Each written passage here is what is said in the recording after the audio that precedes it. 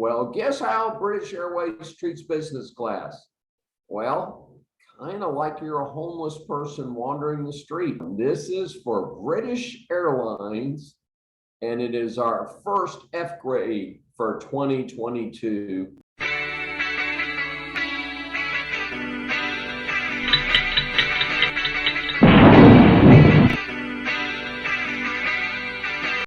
Welcome. This is Dr. David D. Shine, and as you know, I am the host of Saving America, and that's intended to be serious because America needs some saving these days. So here's the story. Many of our regular readers know I was in Africa, and after a month, I was pretty tired. I was ready to get back to Houston and get back to work. Go into the computer. I did not get a link that said, please sign in for your flight, although I'd gotten some emails the few days before my flights. Well, guess what happened? Signed in, even though I didn't get a link, and only my Houston flight, Heathrow to Houston, was visible on my profile.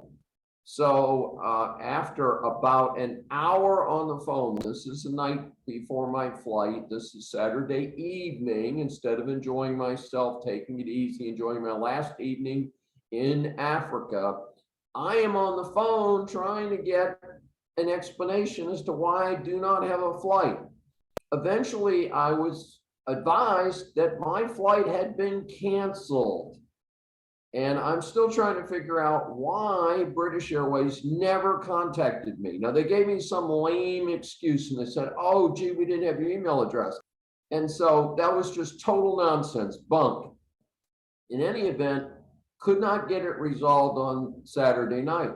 I'm supposed to fly out Sunday evening. So Sunday morning, 2 hours on the phone, could not get the situation resolved. The travel agent who booked the tickets could not get it resolved. And it was suggested that after 2 hours on the phone, that I traipse out to the Cape Town airport, which is a hike.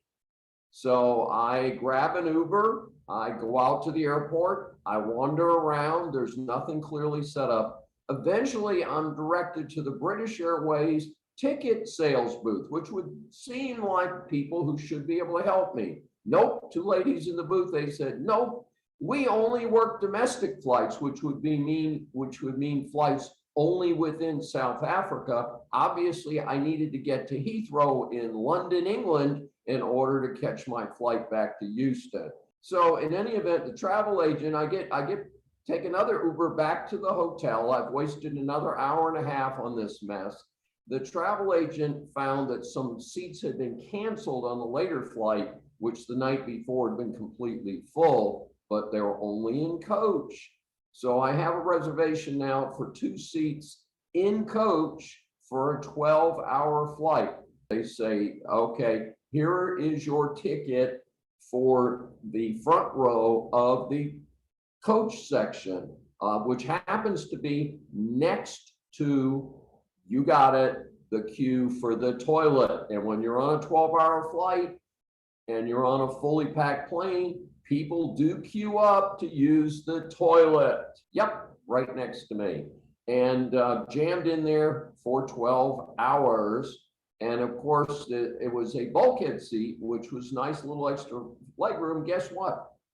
All of my carry-on baggage is behind me because they don't have a bin over the bulkhead seats. Why, I don't know. They have to ask Boeing about that. So I get to Heathrow. Now, Heathrow, keep in mind, I'm in security. I have checked in, I've walked through, I've had everything x-rayed, they've personally searched me, all that good stuff. And I get to Heathrow, which is a big airport, a poorly laid out big airport, by the way. And I'm given a flag that says on the boards that I'm going to be in Terminal A to leave. Now, you would think arriving in Terminal A, leaving Terminal A, I shouldn't need to do anything but walk to my gate, maybe check in with customs or something like that. Nope, doesn't work that way. Have to go to the center of the airport and, yep, go through security again at this large, messy airport. Because guess what? I find out that they have moved my flight to Terminal B after all this. So I'm in the wrong place. 15 minutes later, I get over to Terminal B and my gate. Then the fun begins. I check through the security gate at Terminal B, gate 36, and they then direct me down a set of stairs and out into the winter weather in London. Yep, all of a sudden I'm outdoors. No explanation. I am then directed around the corner to a bus that is completely full. There's about 6 inches of standing room by one of the doors. And I said, look, I am willing to take the next bus. The bus behind it is waiting, idling, empty. And they said, no, you must get on this bus. So I take the last 6 inches. Again, folks, this is COVID Omicron's time, and that doesn't make any sense to me. But you know, I'm trying to follow directions. I'm trying to make sure I get on my doggone plane so that I can make my Houston connection. So in any event, this bus then takes a complete tour of the butt end of Heathrow Airport. And again, it's a very large airport. Frankly, I thought the plan was to really screw Dr. Shine and drive around that bus, around the back end of the airport until I A, got COVID, and B, missed the flight to Houston.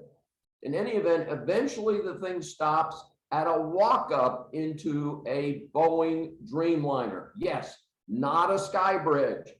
Up the steps with my carry-on baggage from a whole month of travel. Yeah, barrel of laughs. The people in the trenches, as we say, the flight attendants, the people at the service desks are not the problem. These are hardworking people, and they have a good attitude, and they interacted with me in a very professional and fair and kind manner.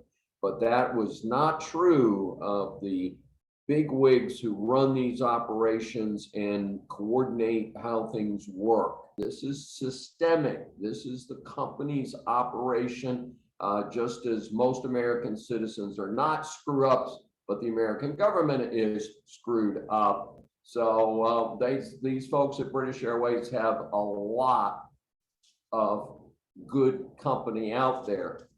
I think British Airways has clearly earned its F grade from Dr. Shine, and welcome to 2022.